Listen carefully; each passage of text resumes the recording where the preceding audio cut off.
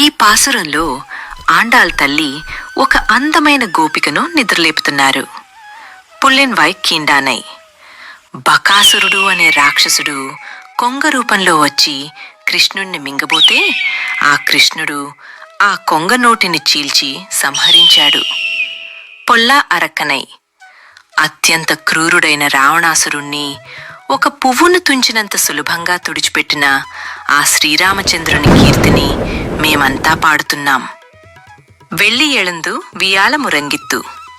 చూడమ్మా, ఆకాశంలో శుక్రగ్రహం ఉదయించింది, గురుగ్రహం అస్తమించింది.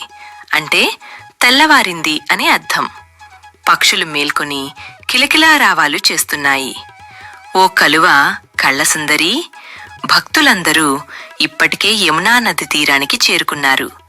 నీవు ఇంకా మేల్కొనకుండా పడకపైనే ఉన్నావే, ఇది నీకు తగునా? నీలోని అశ్రద్ధను, కళ్ళం వదిలి మా అందరితో కలిసిరా. ఈ పాసురంలో గొప్ప వేదాంత రహస్యముంది. బకాసురుడు అంటే కపటత్వం, పైన భక్తుడిలా కనిపిస్తూ లోపల కుతంత్రాలు చేయడం. రావణుడు అంటే అహంకారం. మనలోని కపటాన్ని, అహంకారాన్ని భగవంతుడు తన కరుణతో తొలగిస్తాడని ఆండాళ్ మనకు భరోసా ఇస్తున్నారు. శుక్రుడు ఉదయించడం అంటే భక్తి పెరగడం, గురువు అస్తమించడం అంటే బాహ్య జ్ఞానం తగ్గడం. అంటే దేవుణ్ణి చేరుకోవడానికి భక్తి ఒక్కటే ప్రధాన మార్గం అని దీని అర్థం. మిత్రులారా, ఆండాళ్ తల్లి చూపిన ఈ మార్గం మనల్ని అజ్ఞానం నుండి జ్ఞానం వైపు నడిపిస్తుంది. ఆ పరాత్పరుని సేవలో మనం కూడా భాగస్వాములమవుదాం. అశ్రద్ధను వీడదాం, భక్తిని పెంచుకుందాం. ఈ 13వ పాసురంలో నిద్రలేపే గోపిక ఎవరో తెలుసా? పూర్వాచార్యుల ప్రకారం ఈమె నమ్మాల్వార్లను లేదా ఒక గొప్ప ఆచార్యమూర్తిని సూచిస్తుంది. కలువ కళ్ళు, పోదరిక్కనినాయ్. కలువ పువ్వులు చంద్రుని చూసి వికసిస్తాయి. ఇక్కడ కృష్ణుడు కృష్ణచంద్రుడు. ఆయనను చూడగానే వికసించే జ్ఞాననేత్రాలు కలిగిన ఆచార్యులని దీని అర్థం. ఆచార్యులు తాము పొందిన భగవత్ అనుభవాన్ని లోకానికి పంచడానికి సిద్ధంగా ఉంటారు. కానీ మనం వారిని అడిగి తెలుసుకోవాలి.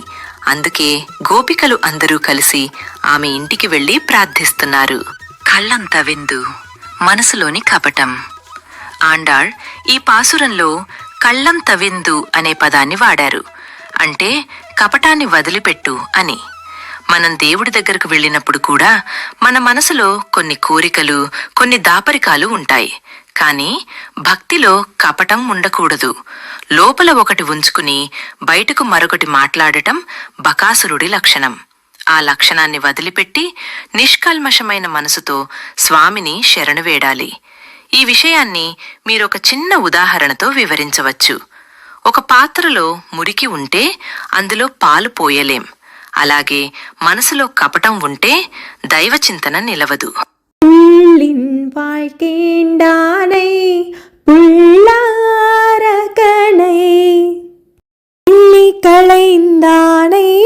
கீர்த்திமை பாடி போய் பிள்ளைகள் எல்லாரும் பாவி கள்ளம்பூக்கார் எழந்து வியாழனு ரங்கிற்று உள்ளும் சீலம்பினக்கான் போதரி கண்ணீனாய் உள்ள குளீர குடைந்து நீராடாதே நல்ல கீடத்தியோ பாவாய் நன்னாளாள் கள்ளம் தவிர்ந்து కళందేళోరెంబావాయ్.